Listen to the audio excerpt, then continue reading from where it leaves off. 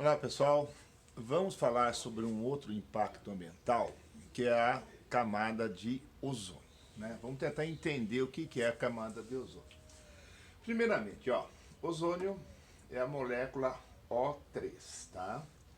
Tem 3 oxigênios, veja só que situação inusitada. Esse oxigênio faz dupla e faz simples, ou seja, um oxigênio fazendo 3 ligações. E a fórmula eletrônica seria essa, tá bom?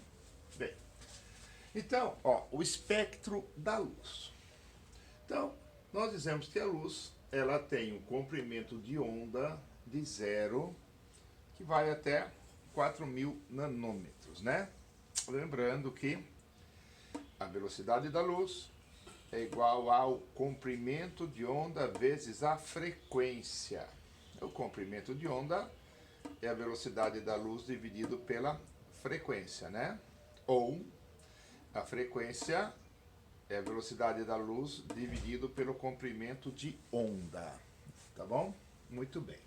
Então, olha só, o que vai nos interessar para nós é de 0 até 400. De 0 até 400, a radiação de luz se chama ultravioleta. Então nós temos ultravioleta C, que são, né, a classificação, que vai de 100 a 280 nanômetros. A ultravioleta B, que vai de 280 até 320 nanômetros. E de 320 nanômetros até 400 nanômetros é a ultravioleta A. De 400 nanômetros até 700 nanômetros é a radiação visível, né? É a luz. É aquilo que nós conseguimos enxergar. E de 700 até 4.000 é a radiação infravermelha. A radiação infravermelha, nós podemos senti-la, né, sob a forma de calor. A radiação visível nós enxergamos, são todas as cores, né, tudo aquilo que nós conseguimos enxergar. Mas o nosso assunto de interesse então é a ultravioleta, que vai de 0 até 400. Por quê? Porque essa radiação de baixo comprimento de onda, né, de 0 até 400, então o que acontece? Elas causam danos, né, ao nosso organismo. Então são efeitos fisiológicos da radiação UV, ultravioleta. Na faixa do UVA, o que ela causa? Bronzeamento direto e envelhecimento da pele, né? E tem também alguma implicação carcinogênica. Então, essa faixa aqui de radiação ultravioleta. Na faixa UVB, que vai de 280 até 320 nanômetros, né? Aí nós já temos problemas, carcinomas na pele. E na faixa de UVC, que é de comprimento de onda muito pequeno, né, de 100 a 280 nanômetros. Então, essa parte, né, do espectro solar da luz não atinge a superfície da Terra, já que comprimentos de onda abaixo de 290 nanômetros são absorvidos pela camada de ozônio. Tudo bem? Então, esse é o espectro da luz, né? Vale a pena também lembrar que esse bronzeamento artificial com lâmpadas de mercúrio, né, na faixa de 297 nanômetros, que é o comprimento de onda da luz de mercúrio. A luz de mercúrio tem um comprimento de onda 297, ela é extremamente carcinogênica. Então vai aí o nosso alerta a essas pessoas que fazem ou abusam do bronzeamento artificial, né, em várias clínicas de estética. tá bom? Bem, aqui nós temos então, né, um esquema da radiação ultravioleta C, ultravioleta B e ultravioleta A. Aqui, ó, nós temos a superfície terrestre, né, onde vivemos, tá certo? Muito bem. Então, a troposfera, ela vai até aproximadamente 15 quilômetros de altitude, né? Alguns livros dizem que até 12, por aí. Então, ó, de 15 até 50, 55 quilômetros de altitude, nós encontramos a camada de ozônio. É aqui que nós temos, então, o ozônio na atmosfera terrestre. E até 80 quilômetros, nós temos a mesosfera, a ionosfera.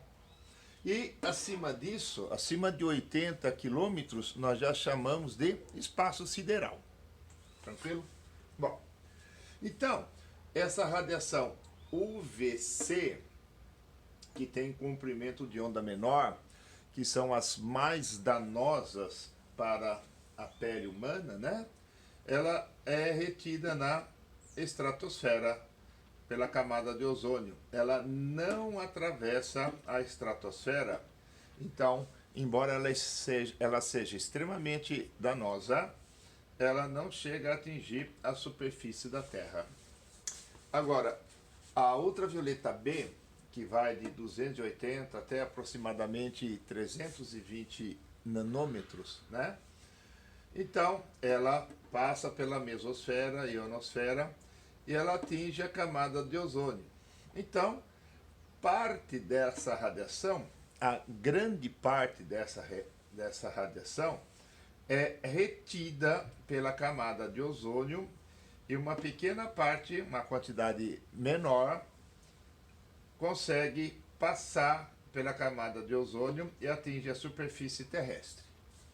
O UVA, que vai de 320 até 400 nanômetros, essa radiação, com esse comprimento de onda, passa pela mesosfera, ionosfera, passa pela estratosfera e atinge a superfície da Terra. Então, esse é o esquema, né, da radiação ultravioleta, que nós dividimos em 3 partes, né, porque são comprimentos de onda bastante característicos para essa radiação. A formação do ozônio, né, lá na estratosfera, tem mais ou menos esse roteiro, ó. O oxigênio molecular, o O2, numa radiação com comprimento de onda, né, da radiação ultravioleta menor do que 240 nanômetros, quebra o átomo, né, quebra a molécula em 2 átomos. Aí, um átomo de oxigênio mais uma molécula de oxigênio formam a molécula de ozônio. Depois, uma outra radiação, né, também lá na estratosfera, O3, o ozônio, com comprimento de onda menor que 320 nanômetros, a sua molécula é quebrada em O2 mais O. Aí, o O mais O3 produz 2 moléculas de O2. E voltamos, né, para O2. E assim nós temos um certo equilíbrio lá na estratosfera entre a formação e a destruição do ozônio. Quer dizer que o ozônio é formado, ele é destruído, e vocês estão percebendo que nesse processo a radiação ultravioleta está sendo absorvida pelas moléculas de ozônio e O2. Então, dessa maneira, ela não chega na sua totalidade, né, até a superfície da Terra. Então, veja bem, o ozônio não é uma espécie de escudo que reflete a radiação para o espaço, né? A radiação, ela é absorvida nesse processo. Bem, atividades antrópicas atividades dos seres humanos, né, passaram a usar o CFCs, né? Cloro, flúor, carbono, flúor, cloro. Cloro, flúor, carbono. CFCs. Muito bem. Esses CFCs são gases, né, que de toxicidade muito baixa para os seres humanos, não temos problemas com eles, né? E foram largamente usados, e ainda em algumas partes são, nos processos de refrigeração. Então, geladeiras, ar-condicionado, comumente usam CFCs. E também, nós usávamos muito CFCs em aerossóis, como propelente de desodorantes, né? Bom, quando esse gás CFC vai para o ambiente, a radiação ultravioleta quebra uma ligação química, né? Então ela quebra a ligação em um cloro e fica CF2 mais Cl. Nós podemos também ter, CF2Cl2, CF3Cl, por isso que são CFCs. Essa é uma das apresentações do CFC. Muito bem. O cloro, então, quando ele atinge a estratosfera, ele encontra o ozônio e retira um oxigênio do ozônio, produzindo ClO mais O2. Está percebendo que aqui o que está acontecendo? A molécula de ozônio está sendo destruída. O ClO, depois mais um oxigênio, dá Cl mais O2. E você percebeu que o Cl foi liberado novamente? Aí nós caímos nessa segunda etapa. O Cl mais O3 dá ClO mais O2. O ClO mais O dá Cl mais O2, que é essa terceira etapa assim, Pessoal, e nós estimamos que isso continua por umas 100.000 vezes. Uma única molécula de cloro, ele é capaz de destruir um único átomo de cloro, né, que aqui é átomo, um único átomo de cloro, ele é capaz de destruir até 100.000 moléculas de ozônio. É essa a estimativa dos cientistas, né? Quer dizer, então, nós achamos por bem a retirada desse cloro do ambiente, né? Agora, quando que o processo para? O processo para quando o cloro for absorvido numa outra reação química, então você não tem mais o cloro livre, né, o átomo de cloro destruindo o ozônio. Entendeu? Então, basicamente é isso que acontece lá na estratosfera com o ozônio.